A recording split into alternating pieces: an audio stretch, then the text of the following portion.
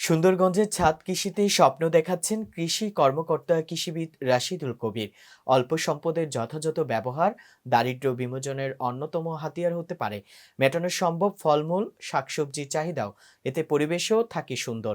এরই প্রেক্ষিতে নিজের কর্মস্থলেই প্রকৃতিকে ভালোবেসে নিজ অফিসের ছাদেই গড়ে তুলেছেন ছাদ কৃষি। ছাদকে বানিয়ে ফেলেছেন সবুজের সমারোহ, আবৃত ফলের বাগান। বোঝার উপায় নেই এটি ছাদ নাকি সবুজ ফসলের মাঠ। সরেজমিনে ঘুরে দেখা যায় কৃষি অফিস কার্যালয়ের ছাদ ফল, ফুল আর দেশীয় সবজিতে ছয়লাভ। ওই ছাদে বিভিন্ন টবে শোভা পাচ্ছে ড্রাগন, কমলা, আপেল, মাল্টা, আম, কামরাঙ্গা, আঙ্গুর, আমড়া সহ হরেক রকমের ফল আর সবজি।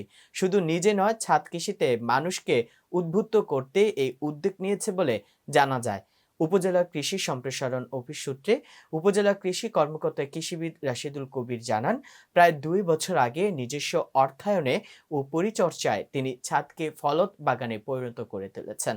বাগানটি গড়তে পূর্ণ সহযোগিতা করেছেন তার অফিসের অন্যান্য কৃষি কর্মকর্তারাও।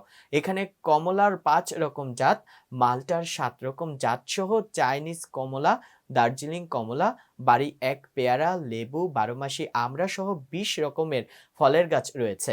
এই ছাদ করার উদ্দেশ্য হচ্ছে আমাদের তরুণ প্রজন্ম ও যারা কৃষক রয়েছে তারা এখান থেকে সরাসরি দেখে উদ্বুদ্ধ হয়ে তারা ছাদ কৃষি করবে। প্রয়োজনে আমি তাদেরকে চারা সরবরাহ থেকে শুরু করে কিভাবে গ্রাফটিং করতে হয় তা হাতে কলমে শিক্ষা দিচ্ছে। এতে করে তরুণ সমাজ উদ্বুদ্ধ হয়ে সহজে তা করতে পারবে। এখানে আসলে এটা ২ বছর আগে আমরা এটা শুরু করেছি। এখানে আমাদের প্রায় কমলার ৫ রকমের জাত, মাল্টার ৭ রকমের জাত আছে। তার মধ্যে চাইনিজ কমলা, আ সাতকি কমলা, তারপরে আমাদের দার্জিলিং কমলা আছে। আর মাল্টার জাতের মধ্যে আমাদের বারোমাসি মাল্টা, ভিয়েতনাম, বাড়িওয়ান মাল্টা সহ আমাদের প্রায় পেয়ারা, তারপরে লেবু, বারোমাসি আমড়া সহ আমাদের প্রায় ১৫ থেকে ২০ রকমের গাছ এখানে আছে।